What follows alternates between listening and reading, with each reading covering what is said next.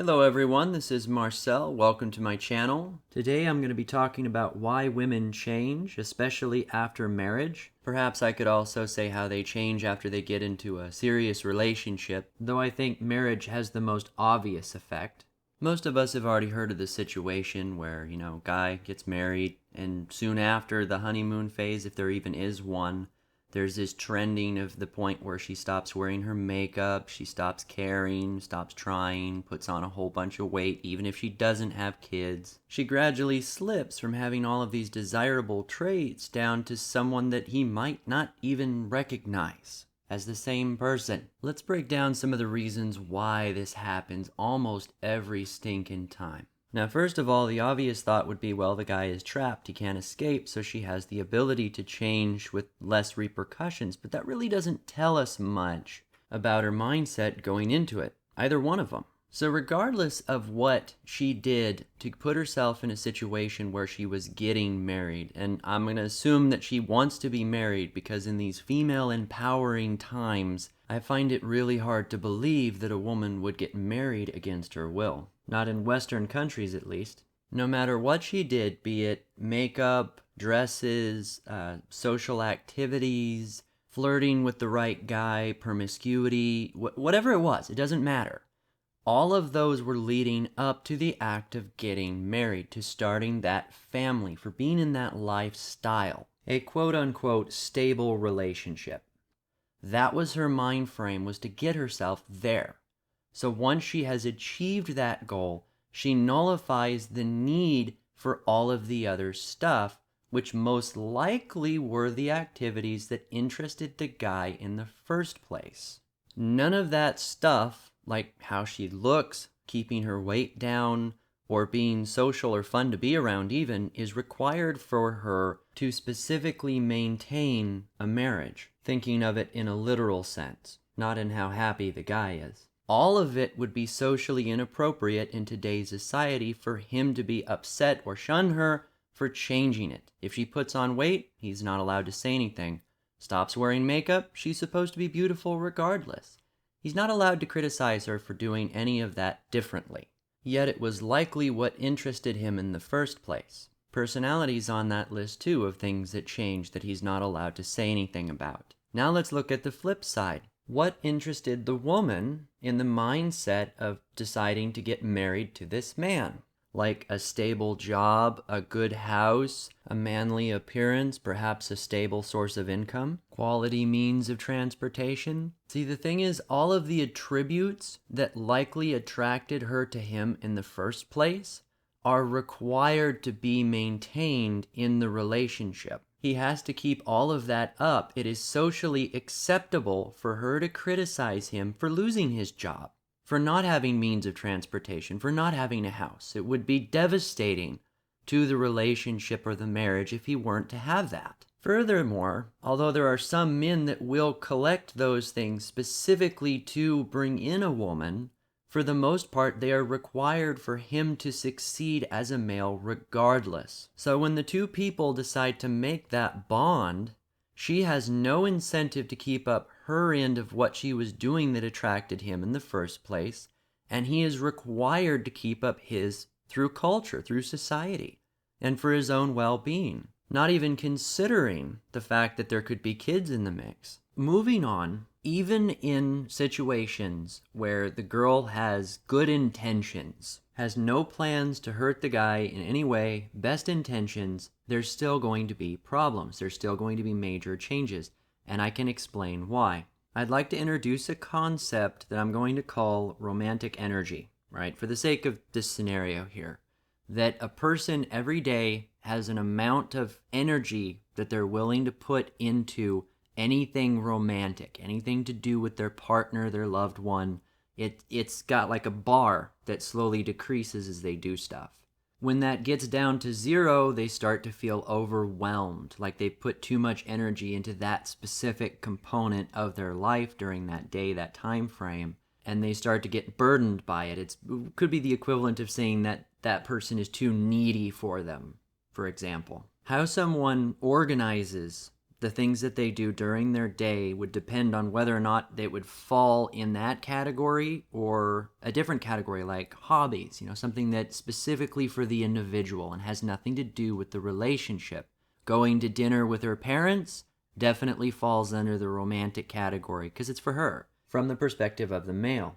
Versus, going out and shooting with your buddies or having a beer at home would be for the guy. Then, of course, you've got the normal daily activities that fits in with keeping the house up, keeping the house functioning.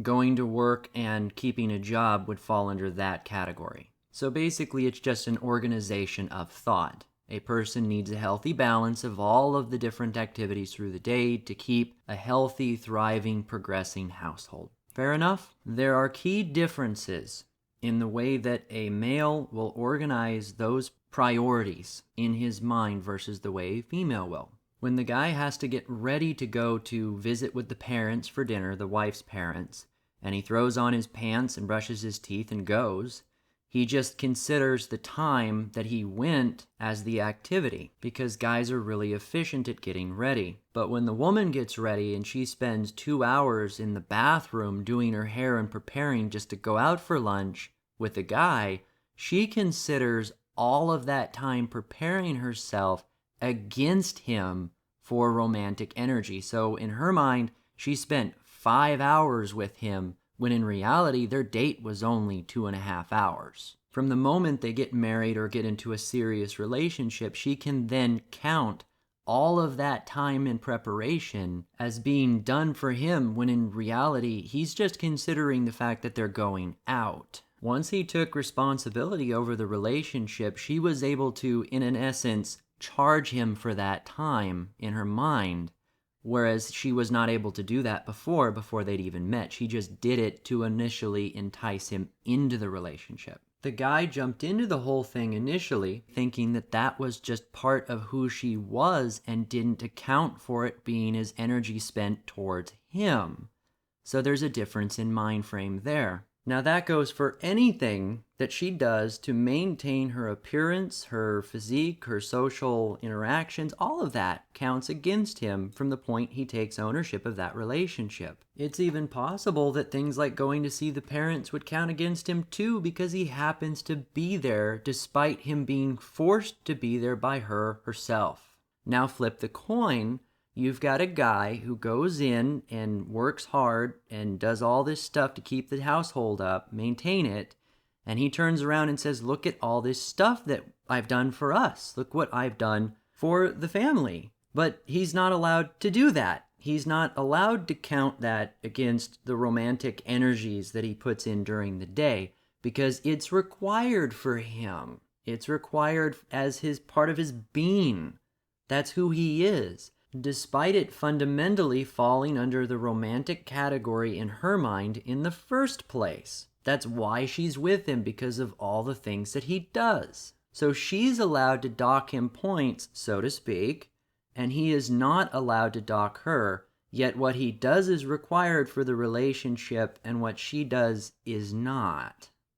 Kind of an imbalance there when it comes to the way it's approached. So even in the best of cases, as a relationship progresses, as it evolves, more and more is counted as benefiting him and less is counted towards her. So that's why after a while it starts to feel like there's less of an actual relationship. Then you throw kids into the mix and there's a complete shifting of priorities in the woman's mind. And granted, I would not suggest that kids shouldn't be the priority. They should be. I just don't think that that's put up front when a woman suggests that she wants children. And let's be honest here, it's completely her choice if she has kids. That's her prerogative. She has total control of it. So the woman chose to have kids. I don't believe the guy is ever fully warned about that change when it happens or before it happens. So the minute kids are in the picture, there's a shift from romantic energy to family energy that happens. Now the guy thinks that he's still going to be with the woman. They'll have their little relationship going on and the kids will just become part of that. Separate components within the family unit. But from her perspective, it's now family energy. it all gets blurred together. And the kids get their piece first. So all of the energy that goes towards the, quote, family goes to the children first, and he gets whatever's left over. Because she's a mom, she has to take care of those kids. The relationship developing component of the romantic energy is basically gone. It's all family stuff now. It's her thinking she's maintaining the family. So the whole concept of keeping up her body and her makeup goes out the window, assuming that it's not something she entirely wants to do on her own. So why is it that women change in a relationship? They change because the evolution of the relationship allows them to do so, even encourages them to.